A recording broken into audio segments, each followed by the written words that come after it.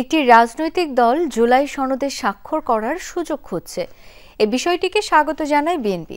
জাতীয় স্বার্থের প্রশ্নে দলীয় স্বার্থ প্রাধান্য দিচ্ছে না তাদের দল। জাতীয় প্রেস ক্লাবে ইউটিউব আয়োজিত 24 জুলাই গণ অভ্যুত্থান তারুণ্যের ভাবনায় শিক্ষা ও কর্মসংস্থান শীর্ষক আলোচনা সভায় এমন মন্তব্য করেন বিএনপির স্থায়ী কমিটির সদস্য সালাউদ্দিন আহমদ। তিনি বলেন, সরকার প্রধানের সাংবিধানিক আদেশ জারি করার কোনো অধিকার নেই, সেই এখতিয়ার কেবল রাষ্ট্রপতির।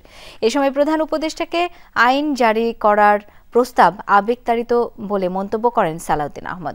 আরও জানান, জুলাই সনদের পক্ষে বিপক্ষে জনরায় পেতে গণভোটের প্রস্তাব দিয়েছে বিএনপি।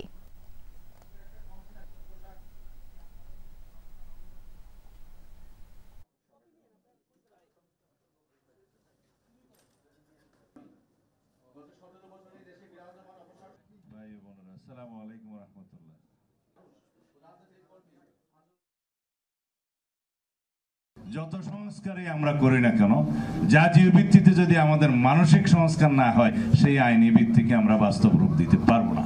দুটি রাজনৈতিক দল ছাড়া বাকি সবাই রাজনৈতিক দল এই বিষয়ে একমত হয়েছে এবং তারা সনদে স্বাক্ষরও করেছে।